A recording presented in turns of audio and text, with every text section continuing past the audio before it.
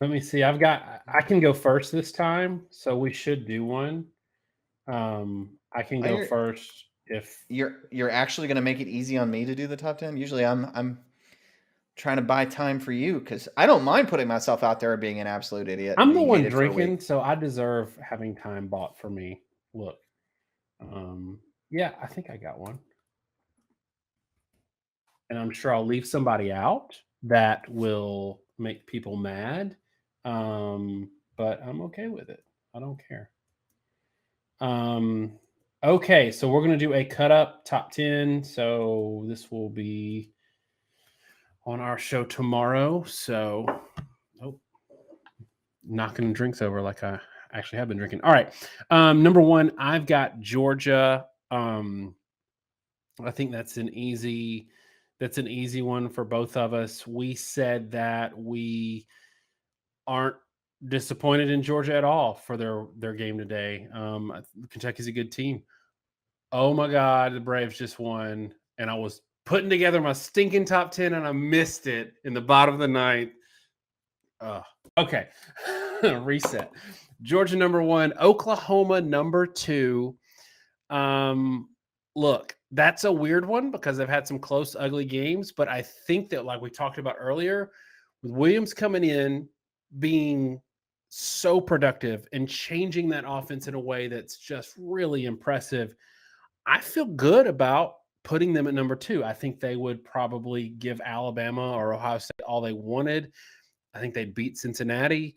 So our rankings, Josh, are kind of a ranking slash power ranking.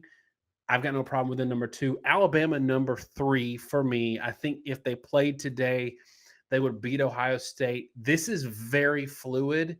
I just need to see Ohio State play somebody with a pulse, and then I might move them ahead of Alabama. I want to see that defense and offense against something other than Maryland.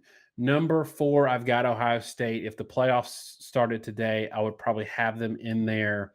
Um, with the understanding that Georgia and Alabama probably wouldn't be both in the playoffs, which means number five, my Cincinnati or my number five slot, Cincinnati, I would have them in the playoffs if it started today.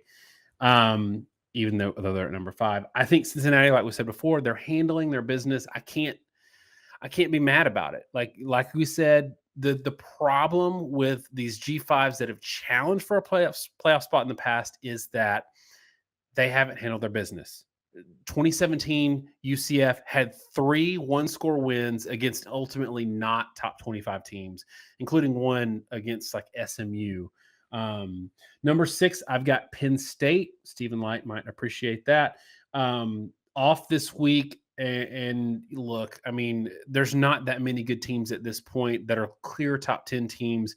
Penn State with Sean Clifford is a better team. They're probably still top 4 because they would have beaten Iowa. We got Michigan at number 7. I don't know what to think about them yet.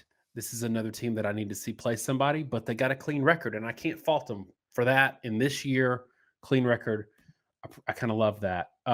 Oregon number 8.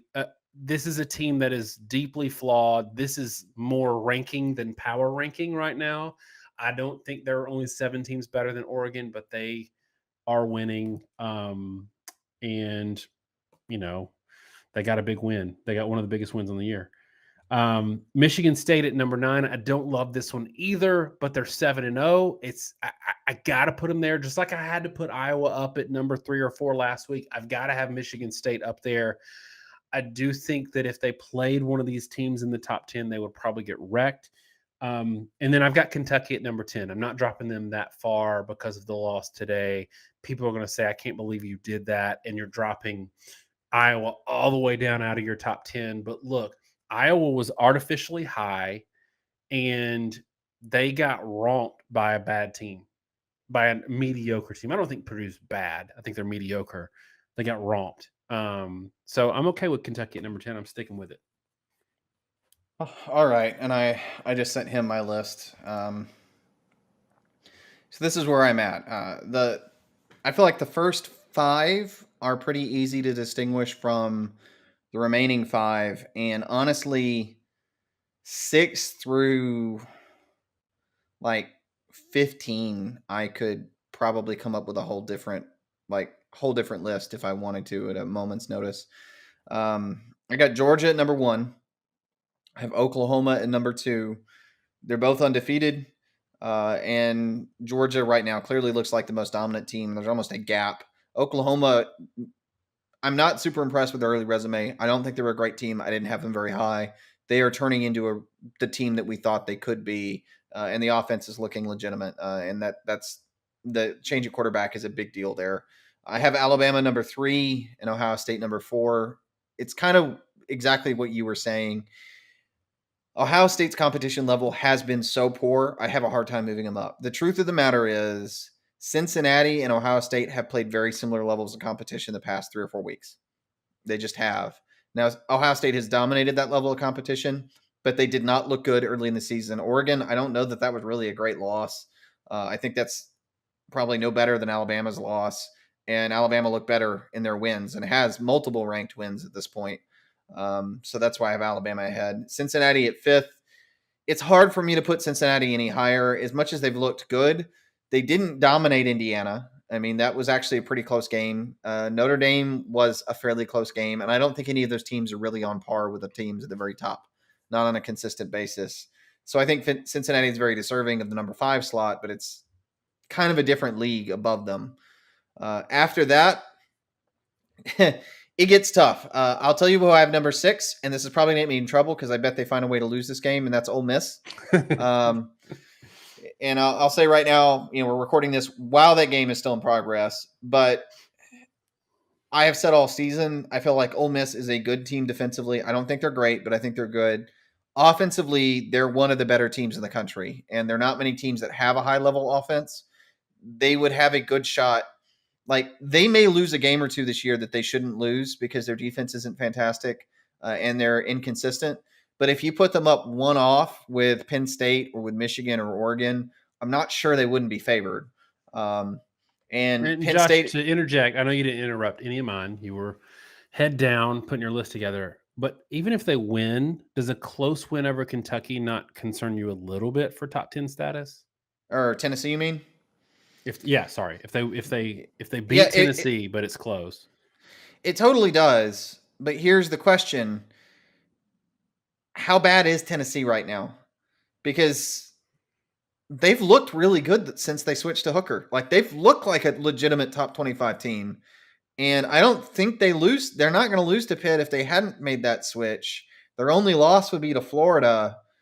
And if they were 5-1, this probably would be a ranked matchup. So it's a close win doesn't really freak me out when you consider, you got like Michigan State versus Indiana, right? And I don't think Tennessee's any worse than Indiana. In fact, I think there's a good chance they're better than Indiana at this point in terms of quality. Continuing the list, Penn State is my next team. And look, I've said this repeatedly that I think they're a good team. I've been bouncing them up and down in my rankings. Auburn winning against Arkansas does matter in my mind. That shows that game I may have been a little wrong. And again, that's going to come and go. Right now, I'm assuming that wasn't a fluke. And I always assume on-field results aren't flukes until proven otherwise. And that's, Penn State keeps winning. So you've got to keep them up there, even with a loss to Iowa. And by the way, Iowa actually drops totally out.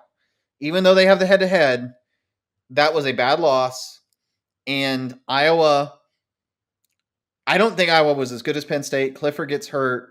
They kind of took a lot of breaks, and it does look like that turnover luck thing was not sustainable. And again, there's a massive log jam, so they're in my top 15, but they're not going to actually make my top 10. Number 8 for me is Michigan. They're just kind of hanging around. They haven't really been tested. They have a difficult end to the season. It's going to be really interesting to see how they pan out. They look like they have a few weapons offensively, but I'll be curious what happens when they play a team that can reliably, for example, shut down Corum and that has a better offense. Oregon is at number 9 for me. To your point and to statement I made earlier, I assume once you beat a team that in that situation you always beat that team. Oregon's win over Ohio State carries. and probably, you can say A&M or Oregon, but one of those two teams has the best win in the country right now. And Oregon's loss to Stanford is really bad. Their Cal game makes me think they're not a fantastic team, but dadgummit, they actually beat a top 10 and they do only have one loss. And a lot of these other teams on this list are probably going to lose to Ohio State themselves. So it's hard for me to put them any lower. And for me, number 10 is the team that everybody kind of forgets about nationally, and that's Oklahoma State. I don't really shame them for having a close game with Texas. I don't personally think Oklahoma State is a great team. I think they're where they normally are. They're like the 10th to 15th best team.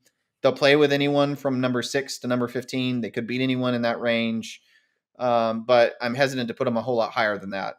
I will say the honorable mention for me probably is Kentucky, and I think they were in your top 10. And look, Kentucky's limited offensively, but they have enough weapons to score on a lot of teams. They're good defensively. And to me, in the discussion we were having, I kind of feel like Kentucky is a better version of Iowa. They've got a better loss than Iowa had, and it was